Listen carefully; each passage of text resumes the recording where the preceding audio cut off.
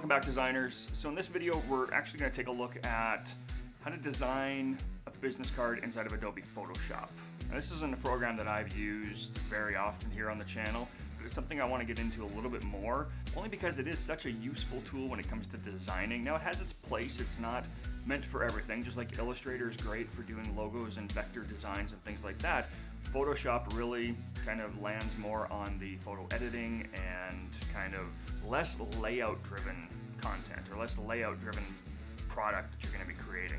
For that, we're going to use InDesign, and we're going to cover that in an upcoming video, which will be the fourth part in this series covering business card design.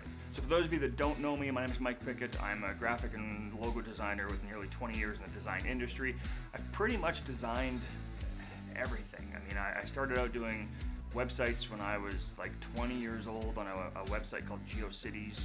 I went into business card design and brochures. I mean, I designed probably 36 trifold brochures when they were all the rage back in the day. This channel is all about teaching you and helping you become a better graphic designer. We focused mainly on Adobe Illustrator up to this point, but moving forward, I'm going to kind of mix it up, and we're going to start using Photoshop, Illustrator, InDesign. I might even throw in a little bit of Adobe Premiere and After Effects if you guys want to see it. So if that's something you guys would be into, make sure to let me know down in the comments, and see what I can do to put together some videos on how you can use these tools as a graphic designer, sort of client-based or client-driven, over just using it for your own personal use. All right, so this video is all about business card design inside of Photoshop. So let's stop with the talking and hop over into Photoshop and get to work on this week's business card. All right, so here we are inside of Photoshop. I went ahead and opened up the 3.5 by 2.jpg file that you can find down in the description of this video. This is the file we're going to use. We used it in the last video, and as you can see here, we've also got some information available to us to make sure that we're designing this business card correct. Now, if you didn't catch this in the last video, our outer line here, or where we can actually see the artboard or the space that we're designing in Photoshop, that's going to be our bleed.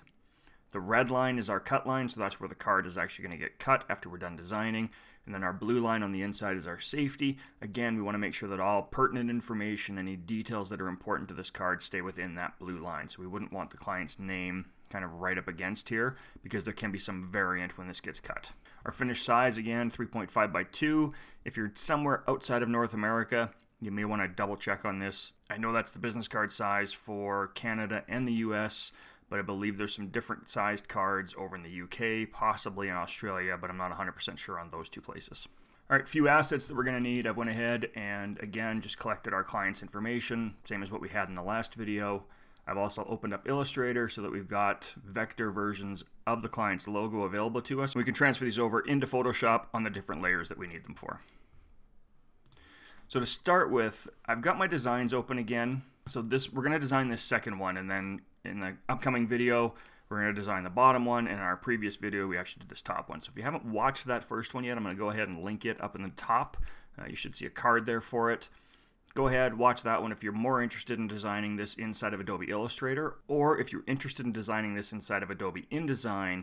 That one's going to be coming up in an upcoming video, possibly 2 to 3 weeks from now, but it'll be coming soon. We're going to start with our background layer. I'm just going to do white for now. I've gotten used to doing Command-Delete on my keyboard. Command-Delete gives me my background color, and Alt-Delete will give you your foreground color as a fill, so that fills in the whole layer. So we're going to start with just white. Let's look at our design real quick. We've got match logo color in the background, so I'll actually do that once we pull it over, and then this is going to be the white portion.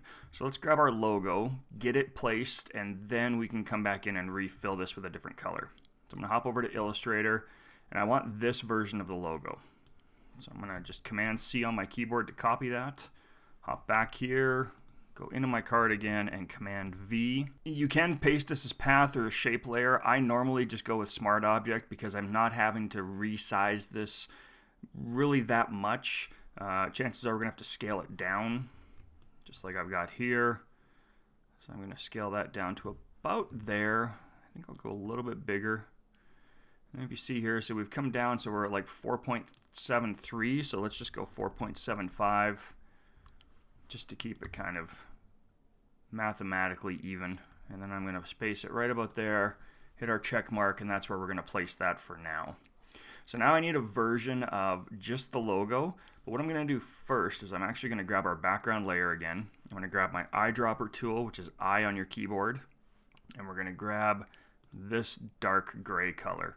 And I want that as my background. So now again, it's come in as the foreground color, so I'm going to go Alt Backspace, and that's going to fill that layer in now. So instead of it being white, we've now got it as that background color, which is what I got from my notes on my business card. This is another reason I like doing sketches first, is because that way I kind of get an idea of what I want to do for colors. Now it's something that's always a work in progress, so if this doesn't work out, I can always make changes to it on the fly. Now what I want though is a version of just the logo. So I'm just going to right click and ungroup this real quick. I'm going to grab a copy of this, and I want it all white. So for now, I'm going to go to my shape builder, and I'm actually going to hit on Unite. Now I'm going to change the color to white, and then copy and paste that over into here. So again, Smart Object, and I'm just going to drag it up, and just use my Alt to drag it out, and get kind of the size that I want. And I think that's probably good. So again, let's just reference check here, right? So it's coming down a decent size, and then we've got vatandpure.ca, which is their web address down at the bottom. Now something else we're going to cover in this video as well that I did in the last one, just to show you how I do it here, is we're also going to do a layer that has a spot gloss. We want to come in and we want to actually make little logos, and I've got that pattern kind of figured out. So this is good. Now just as a quick check, make sure, right, coming back in, I'm going to get rid of sort of those two layers, right? Our logo, good spacing away from our cut line and our safe line, so this isn't going to get chopped off by accident when we go to the printer. So I can turn those back on again. Now I know I'm safe. Now the next thing I want to add in is the client's web address. So let's come over here. We're going to click on our type tool, which is T on your keyboard, and we don't want this Montserrat, so I'm going to hop back over to Illustrator. And I know I've got my font face, which is Forma DJR Banner. So we're going to use this as our typeface. I'm just going to click down here in the bottom and then come up here and type in Forma. And we've got all of our different weights. So I'm actually going to go with a bold on this one. We might come back down to medium, but I'm going to start with bold and we'll see how it looks. So we're going to go www.vattenpure.ca. For me, it's a little bit too bold. I think it stands out a little much, so let's change that, go back down to medium, and I'm also going to play with a little bit of the character here. So right now we're at 73. Let's take that down to, say, a 65. I'm also going to increase this. Let's see. I think that's probably good. That's got some decent spacing on it. And I'm actually going to leave it white. Now I just want to do some alignment. So I have my text selected right now. I'm going to hold down Shift and click on this here, which is that V shape. Now up at the top here, you'll notice I've got this auto select layer. So I'm going to turn this auto select off, and then I'm going to be on my background layer. Well, now if I try to shift click on other layers, nothing's going to get selected. So I usually leave this on when I'm working in a file, and that way I can select multiple layers if I need to for an alignment purpose. You could just come over here and of course just shift click or command click on layers that you want. Now one little secret, say I'm on this top one, right, and this is our logo layer. Let's go ahead and just, let's go logo. So I've got the logo selected, but let's say I want to select the background layer as well, and I want to align those two. Well, if I shift click on the background layer, it's going to select everything in between. So I don't want that. I want to be able to just do the two. So I'm going to hold down the logo layer and click on it, and I'm going to command click on the background layer. And you'll see at that point now it restricts or doesn't select anything in between. It just restricts its selection to those two that I've clicked on. So it's command on a Mac, control on a PC. All right, I want to align the logo and this here, which let's do this one too. So we'll say logo BG. So I want to align the text to the logo BG. And we're going to center both of those up. Now let's say that that didn't go the way that you wanted it to. So say that it ended up shifting the other way.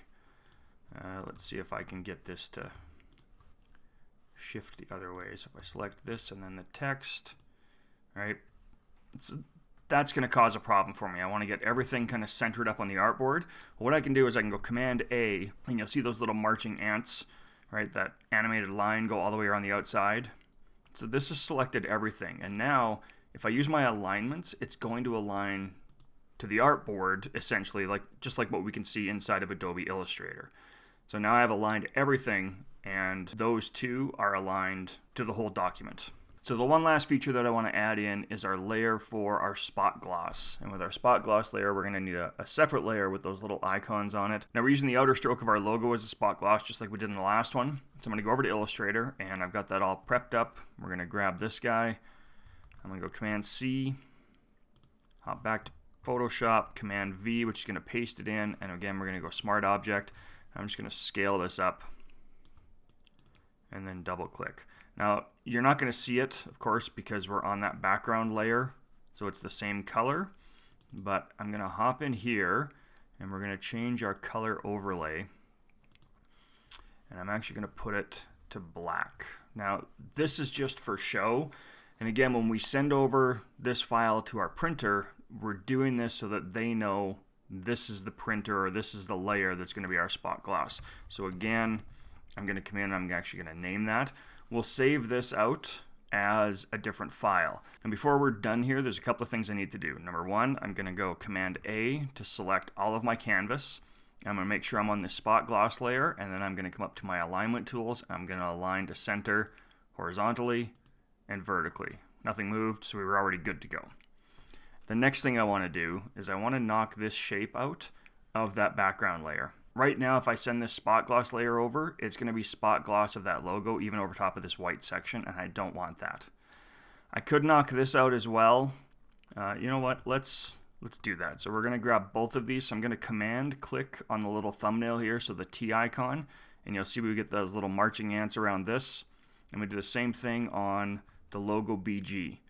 Now, in order to get both of those, you'll see that what happened, I'm only getting it around this white portion now. So I'm going to need to shift click, or hold down Shift, Command, and then click on that layer. So now that I have both of those selected, there's one last thing I need to do before I can mask out this background layer, and that is I need to invert the selection. So I'm going to go Shift, Command, I on my keyboard.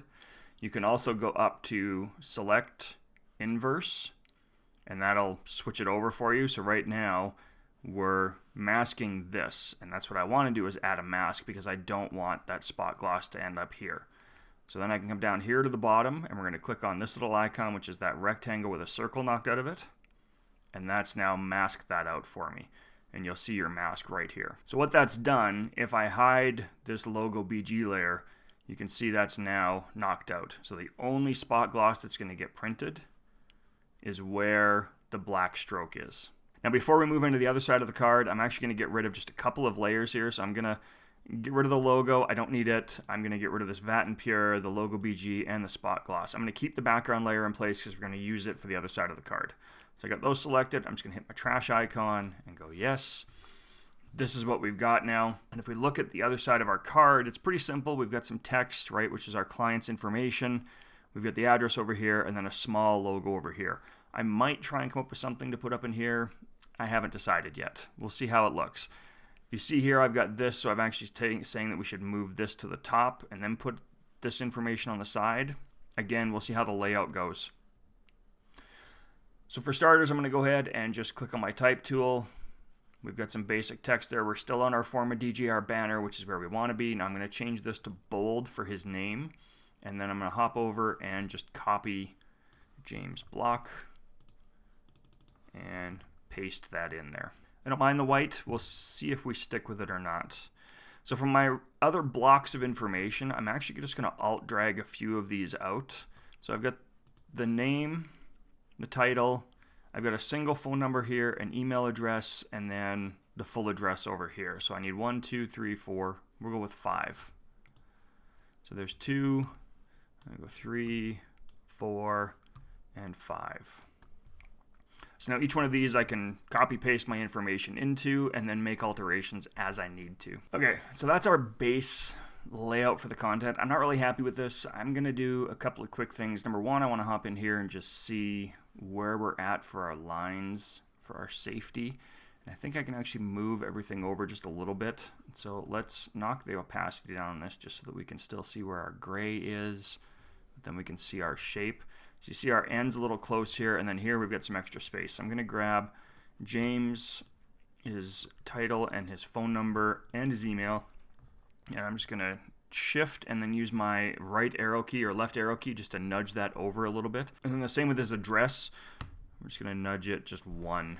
Now this is kind of bothering me, is the size of his email address as compared to everything else, and I think it's coming over just a little further. So I'm going to go in there and I'm going to knock that down to, let's try 30. I think that's better. Now I don't like the spacing here, so I'm just going to grab his email address and nudge that up just a few.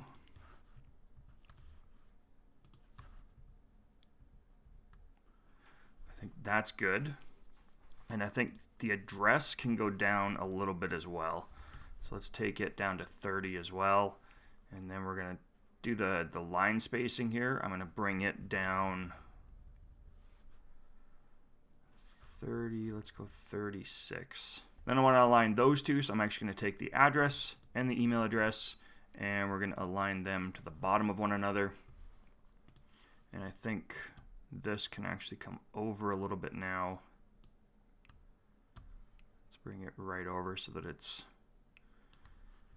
we've got good spacing on that. So there, I'm good. Now, here comes the issue, is that I want to be able to align all of this text to the center of the card, left to right, so our horizontal middle. So what I'm going to do for that is I'm actually going to shift click on the bottom here. So now I've got all of these selected. I'm going to come up to my little hamburger menu here, and I'm going to go new group from layers. We're going to call this text layers. So now that I have this in a folder all of its own, I can actually go Command A, which is going to select all of those text layers, but as a group. And then I can come up and go to my horizontal align, and that's aligned to the whole group now so that they sit horizontally centered in the card. Command D is going to deselect everything, and I think the last thing we need to do is just add a logo to this. I'm not sure if I'm going to go any further. I don't know that I like the dark background on this card. I'm just not sold. It's a little too plain for me. So there might be one last thing that I end up doing, but let's grab the logo first. And for this one, I actually want the horizontal logo, which I'm going to find right here. So I'm going to copy that over as well.